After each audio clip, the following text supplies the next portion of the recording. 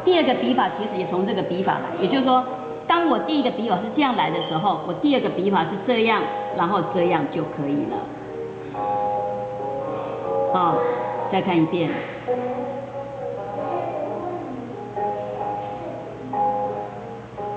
好，过去以后停一停，让它这个地方是直的。这个笔法在哪里看得到？你到处都看得到，这里、这里、这里都有，这里、这里、这里都有。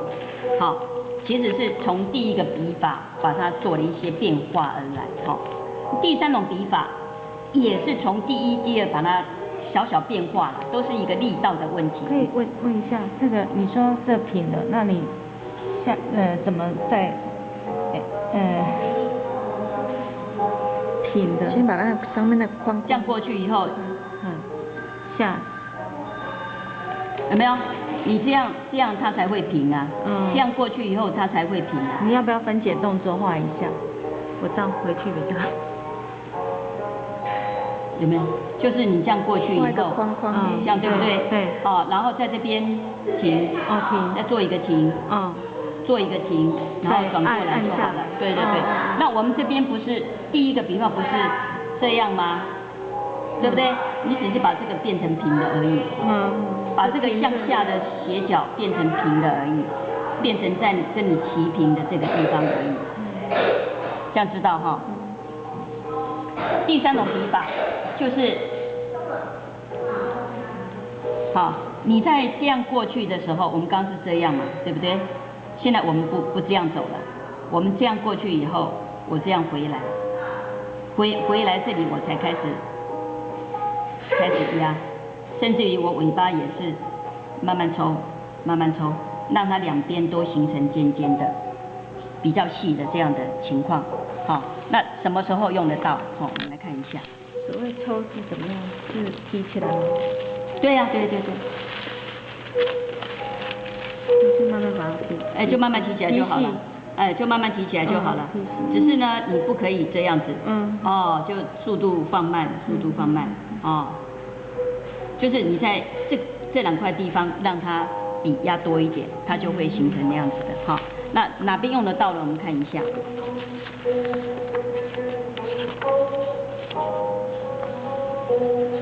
很多哈，这个都是第二种笔法，第一种笔法，这第一种笔法。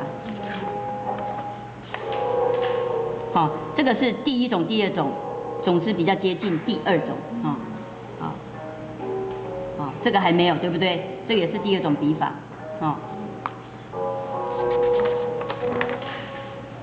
那个是科吗？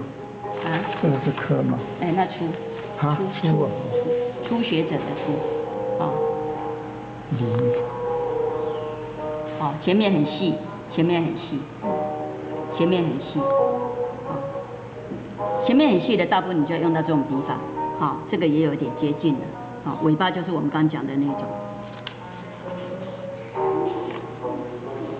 好，这个更是了。这是第二种。好，你看这个就有没有？这个，这样知道了哈。就是这三种基本笔法。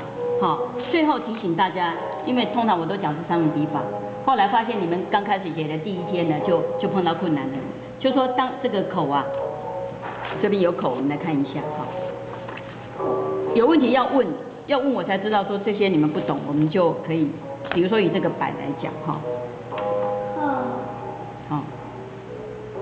粗细尽量按照原帖。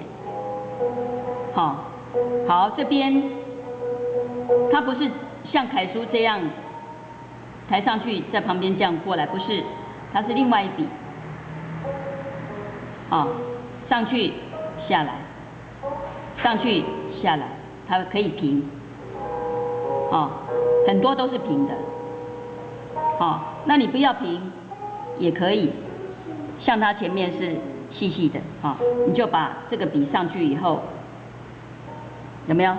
你不要在这边停一下。所以这个起笔都要回锋就对了。要回锋，尤其是隶书回锋更甚。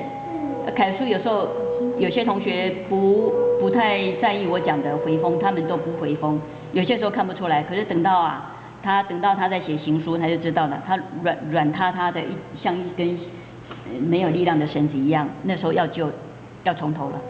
你要是走了3年，你要救，你就回头从第一天开始啊。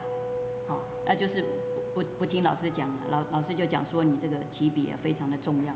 你可以看到每个地方一定不会没有起笔的，一定都是要起笔的。